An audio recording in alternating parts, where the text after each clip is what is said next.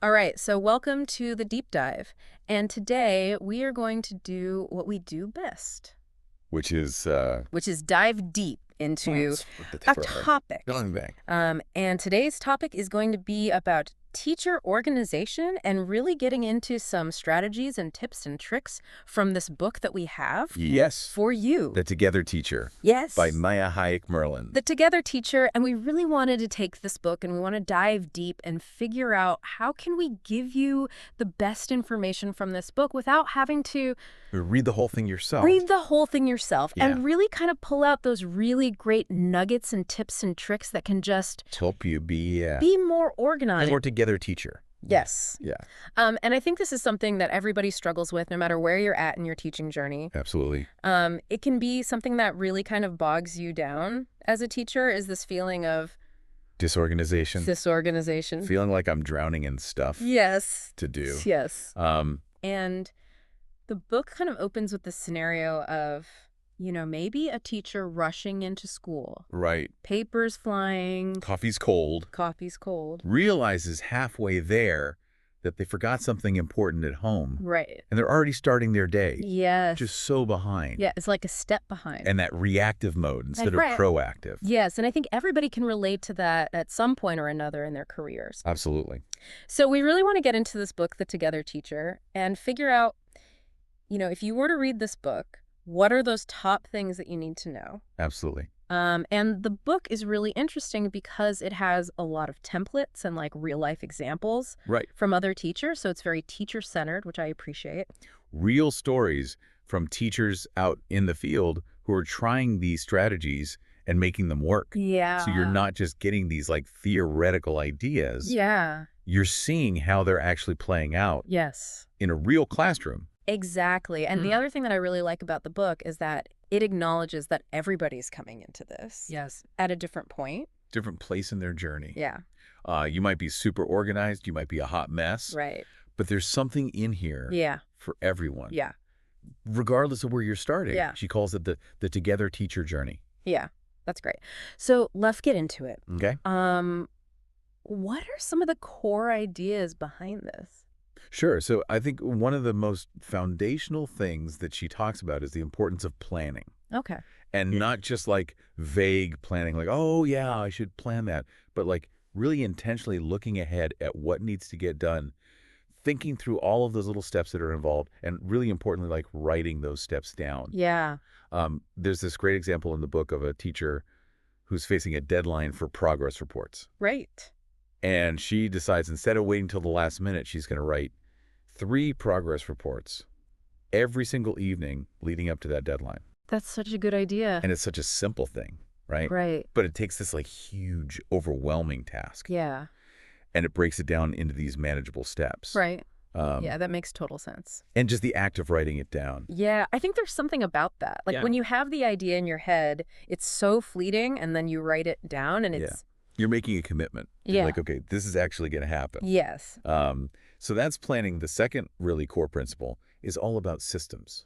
Okay. Like, think of that teacher who can just like snap their fingers and pull out the perfect visual aid Yes. from a lesson they taught 3 months ago, Yes. right? Like that's a system. a system at work. Yes. It's about having really clear processes for all of those important functions that you do as a teacher. Right. And I think that that's such a good point because I know for me, I'm the queen of like, where did I put that? Right. Like, I think I had a system, but really I just put it wherever it landed. Yes. And so then it's like, well, that didn't help me at all. You're scrambling Yeah. when you need it. Right. It's funny because you think, oh, I was organized. I put it in a folder, but if I don't remember where that folder is or what I named that folder, Exactly. what good is that? Exactly. It needs to be findable, Yes. retrievable, So we've got planning, we've got systems, right? and then she introduces this idea of the Together Teacher system. Yeah. So can you tell me a little bit more about that? Sure. So the Together Teacher system is basically like your central command center.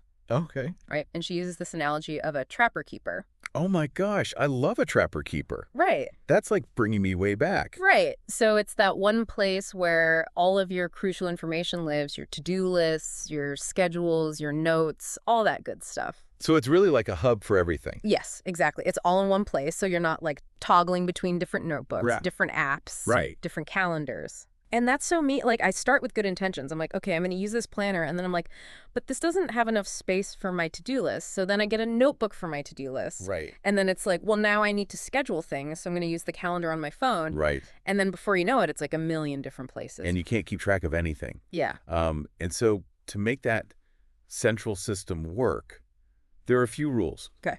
The first one is like super obvious, but we don't always do it. And Yeah. that is get everything in one place. Yeah. Right? Avoid that temptation to have like the meeting notes notebook, Right. the lesson plan notebook, Yes. the digital to-do list, and Yeah. all the different calendars. Yes. Put it all together. Yes. And rule number 2, this one is huge. Take it with you, Yes. right? That's so important. Because as a teacher, you are on the move constantly, Oh my gosh. Yes. right? Classroom to meetings to the copy room. Yeah. So your organization system needs to go with you Right. so that you can capture those to-dos, Yeah. those brilliant ideas, Right. like as soon as they come up. Right.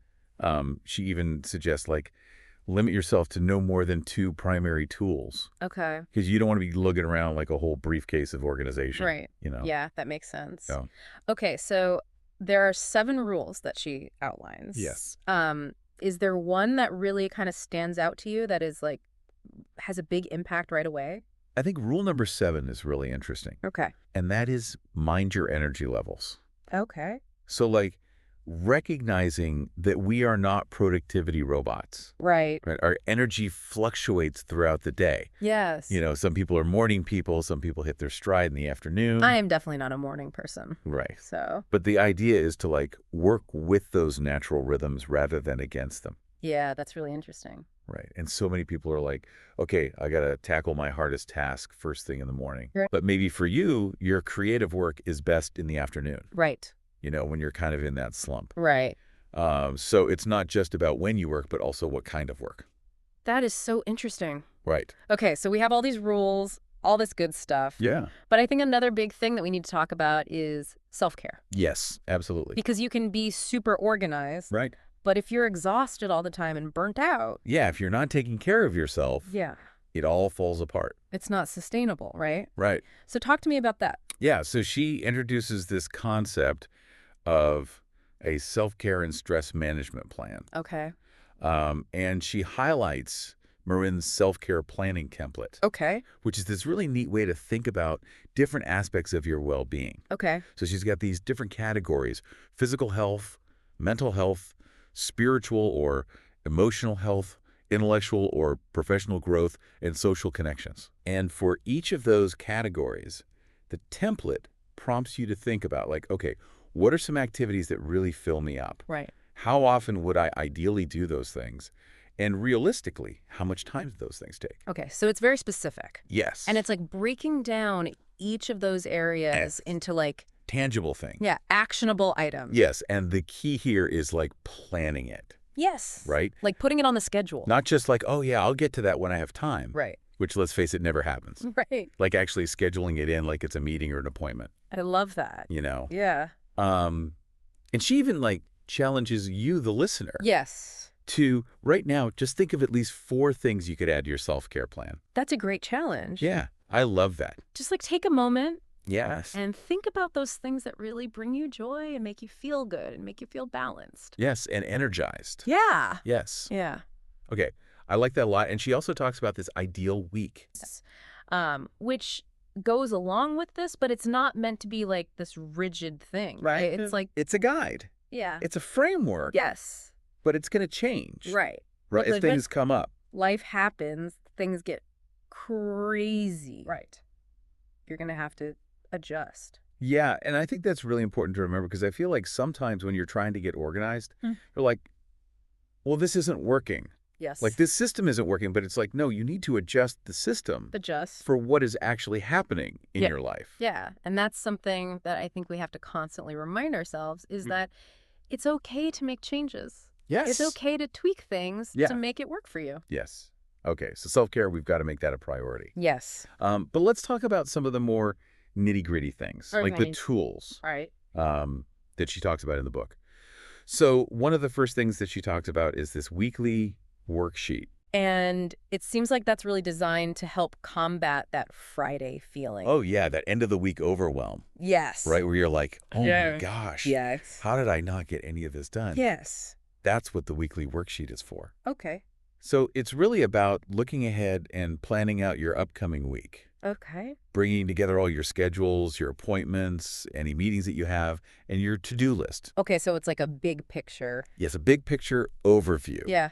And she points out that a lot of times our time commitments live in one place, like our digital calendar, Right. but then our to-do list is somewhere else entirely. Yes. And so you're not really seeing how all those things fit together. Right. And I think that's a good point because a lot of times I'll look at my calendar, I'm like, oh, I'm free this afternoon. Right. And then I'm like, oh, wait, I forgot that I have this huge to-do list Exactly. that I need to get done. So it's about bringing those two things together Yes. and really seeing how much time you realistically have. Yes. And it's all about aligning how you spend your time with what's actually important. Absolutely.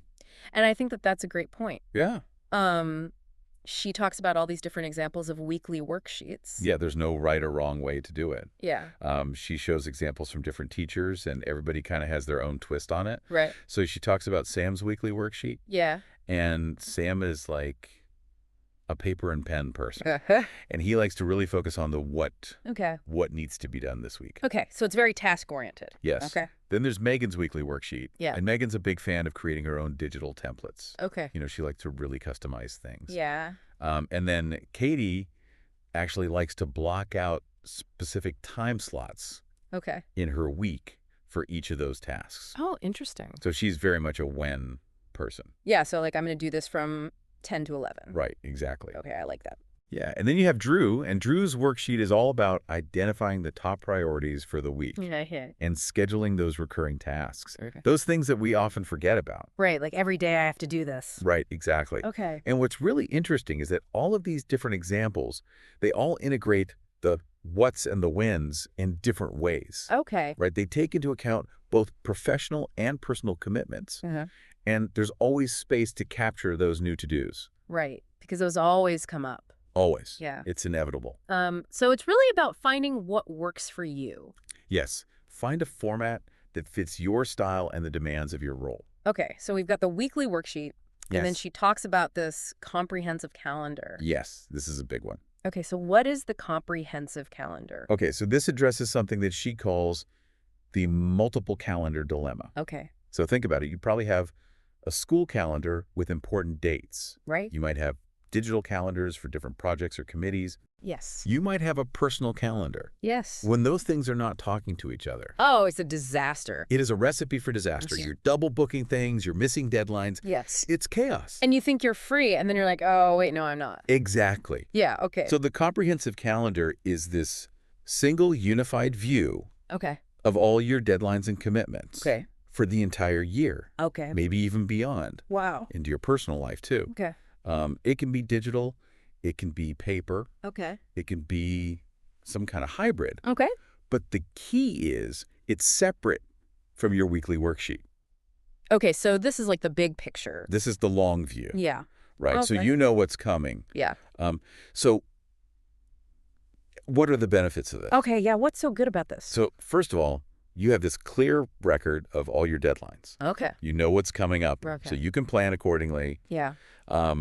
You can see potential scheduling conflicts well in advance, right? So you're not like, oh, shoot, I can't believe those two things are happening on the same day. Right. You know, you can be proactive about it. Right. And I think that that is so key for like stress management. Absolutely. Because if you're constantly feeling like things are sneaking up on you Yes. and you're double booked. You're always putting out fires. Yes. Yes. Okay. And it just makes you so much more effective Yeah. when you have that big picture view. Yeah. She gives some great examples like Chinika's planner-based calendar. She loves it because it's portable Okay. and she can easily see what's coming up. And then Anna actually created this awesome paper calendar in PowerPoint. Okay. And she uses it to track both her professional and personal commitments. I love that idea. Isn't that cool? Yeah. So she's got like, meetings and lesson planning, but also like dinner plans and vet appointments and marathon training. So it's like her whole life. Her whole life is in this calendar, I love that. and it's all color-coded, Oh, that's amazing. right? Yeah. And it just really shows you like how you can intentionally plan your time Yes. when you have that full picture. Right. Like when you're looking at it all laid out, it's like, oh, I have way too much going on here. Exactly. Or, oh, I actually have some free time, Yes. that I didn't realize. But it could be using for something else. Exactly. Yeah. That's awesome. But she emphasizes, like, creating it is not enough. Right. You have to look at it Yes. regularly. Like it's a living document. It is a living document. Yeah. It needs to be updated Yes. as things change. Okay, so we've got the weekly worksheet, we've got the comprehensive calendar, Yes. and then there's this thing called the later list. Ah, the later list. So what is that for?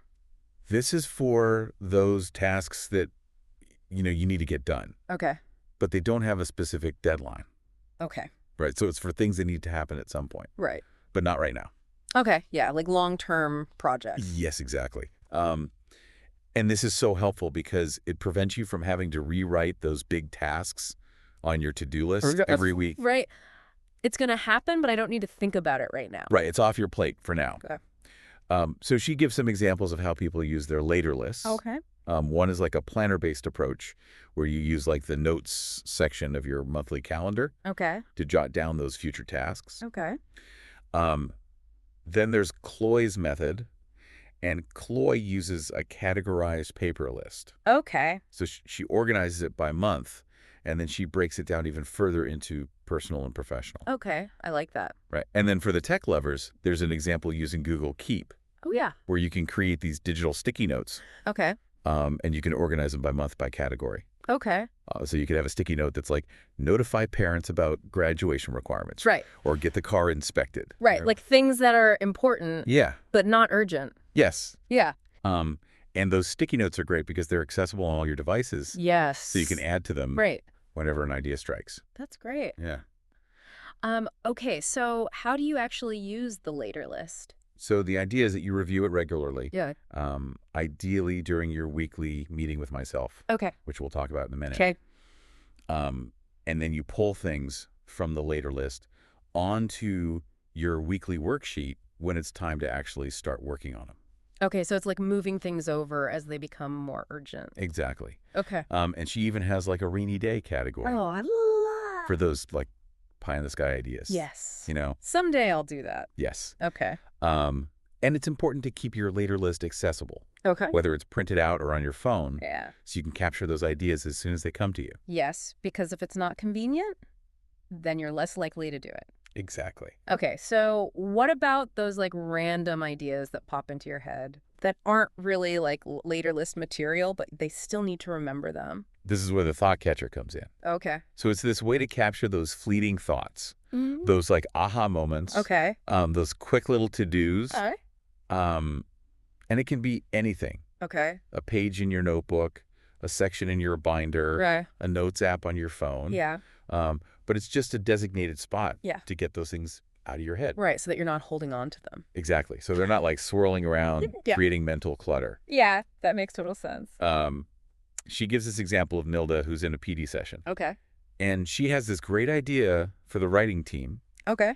but she doesn't want to interrupt the session Right. or try to remember it later. Right. So she jots it down in her thought catcher. Okay. And then when she's planning the next writing team meeting, Yes. she's got all those ideas right there. Perfect. Right. I love that. It's like a mental parking lot Yeah, that's a great analogy. for those less urgent thoughts. Okay, so thought catchers, we've got that. Yes? But then there's also this meeting with myself. So Yeah. what is this? So this is a weekly routine Okay. that you schedule Okay. where you basically clean up from the previous week Okay. and prepare for the week ahead. Okay. This is where your weekly worksheet really comes to life. Okay. So ideally, your lesson plans for the week are already done Okay. before you have your meeting with myself. Okay, so this is like after all the lesson planning is done. Exactly. Okay. So what does this meeting involve? Yeah, what do you do? So first you clean up, Okay. and that means both physically and digitally. Okay. So you're tidying your desk, you're filing papers, Okay. organizing digital files, Okay. maybe dealing with some of those emails, Okay. tidying up your classroom space, maybe your teaching bag, whatever needs to be done. Yeah. And then the second part is all about preparation. Okay. So this is where you review your calendar. You start filling out your weekly worksheet. Okay. You outline your daily schedule. Okay. You review agendas for meetings. Yeah. You look over your lesson plans. Okay. You enter any grades that need to be entered. Right. Review student data. Yeah. All of that good stuff. So you're really setting yourself up for the week. Exactly. You're starting the week feeling grounded and in control. Yeah, not like, oh my gosh, I'm already behind. Right. Okay. And she even encourages you, the listener, to think about when you would have this meeting. Like, what day works best for you? Yes. Where would you have it, and what materials do you need? Exactly. Okay. And the point is that taking this time to plan and prepare up front Yes. makes you so much more efficient Yes. and less stressed Yeah, I can see that. throughout the week. Yeah. So it's about working smarter, not harder. Okay, so meeting with myself is like a weekly thing, Yes. but she also talks about daily routines, Yes. and specifically at school. Yes. So what does she say about that? She really emphasizes the importance of having standardized opening and closing routines. Oh, So whether you're in a physical classroom or teaching remotely, right. having these routines just eliminates so much decision fatigue. Okay. And it really helps you to maximize your time Okay. and be more intentional Yeah. about how you're using those minutes at the beginning and end of the day. Okay. It's about taking ownership of your schedule and protecting your prep time. Okay. So instead of like coming in and immediately getting bombarded by everything, Right. you have a plan. You have a plan. Okay. So she gives a couple of examples of opening routines. Okay. Nilda makes a point of arriving at school early, Okay. and she uses that quiet time to reread her lesson plans. Okay. She'll print out any materials she needs for the week on Monday. Okay. She'll highlight key points in her notes, Okay. and then she'll check her email, but only for like super urgent stuff. Okay. And then Anna also arrives early, Okay. but she focuses on setting up her workspace. She reviews her like Together teacher system, Right. her calendars, Okay. and then she'll tackle a limited number of emails before moving on to a bigger project. Okay. So it's about prioritizing Yes. what needs to happen first. Yeah, I like that. And then closing routines are just as important. Okay. Because if you don't have a routine, Right. it's so easy to get sidetracked. Yes. You know, you're having those last-minute conversations. Right. You forget to do things. Yeah. You end up taking work home with you. Yeah. So a good closing routine helps you wrap up your day. Okay. Make sure you've done everything you need to do. Right. Tidy up your workspace Yeah. and leave feeling prepared for tomorrow Right. instead of rushed and frazzled. I love that. It's about creating those bookends Yeah. to your day. Yeah. Um, Okay, so this has been a really great conversation. yes, lots of information. Lots of good information. So let's recap yeah. some of the key takeaways for the listener. Mm. All right, so we talked about that foundational Together teacher system, Yes. right? Keeping everything centralized, portable, Right. mind your energy levels. Yeah. And we talked about the importance of self-care. Absolutely non-negotiable. Yes. We talked about that self-care and stress management plan. Yes. Really being proactive about that. Yes. Um, And then all those practical tools. yes. Like the weekly worksheet. For your day-to-day to-dos. A comprehensive calendar. The long view. For the later list. For those future tasks. And the thought catchers. For those little random ideas. And of course.